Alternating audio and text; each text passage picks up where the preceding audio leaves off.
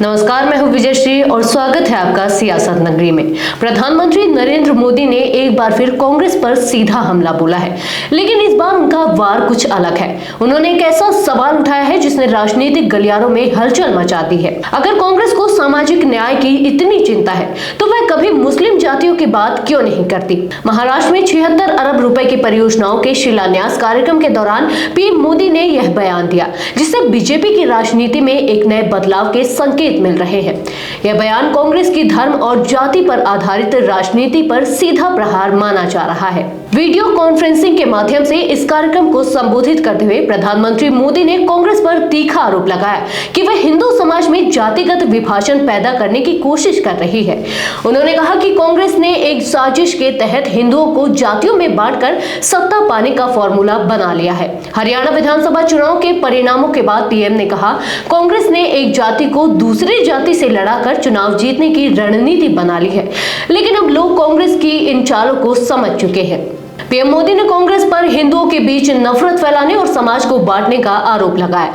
उन्होंने कहा कि कांग्रेस केवल सत्ता पाने के लिए इस तरह की राजनीति करती है। मोदी ने सीधे तौर पर कांग्रेस को जिम्मेदार ठहराते हुए कहा, कांग्रेस हर बार चुनावों में बांटने और राज करने की राजनीति करती है।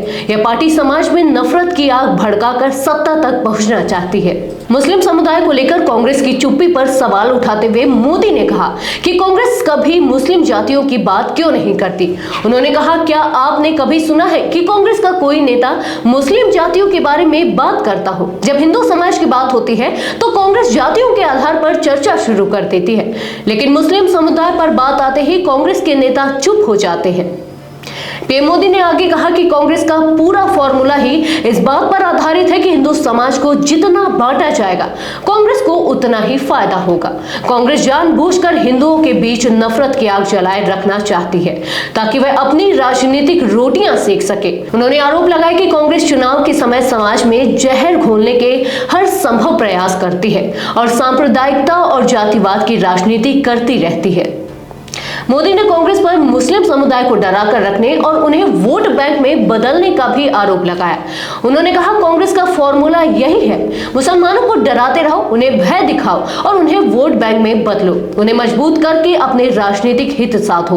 पीएम ने गांधी जी का भी जिक्र करते हुए कहा कि गांधी जी ने आजादी के बाद ही कांग्रेस की इस प्रवृत्ति को समझ लिया था और इसीलिए उन्होंने कहा था कि कांग्रेस को समाप्त कर देना चाहिए। गांधी जी जानते थे कि कांग्रेस नफरत फैलाने की सबसे बड़ी फैक्ट्री बनने जा रही है।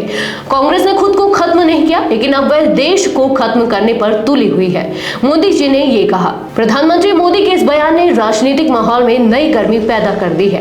कांग्रेस की जाति और धर्म आधारित राजनीति पर उनके इस तीखे वार ने नई बहस छेड़ दी है। क्या कांग्रेस इस कड़ी आलोचना का जवाब देगी या यह बयान भारतीय राजनीति की दिशा बदलने वाला साबित होगा?